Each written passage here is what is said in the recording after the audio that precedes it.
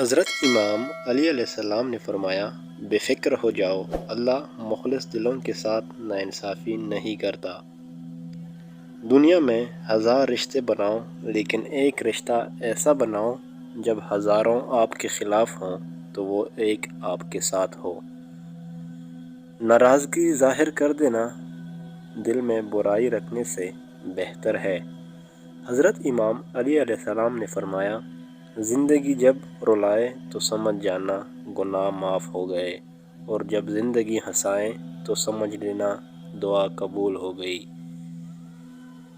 ہمیشہ زندگی میں ایسے لوگوں کو پسند کرو جن کا دل چہرے سے زیادہ خوبصورت ہو۔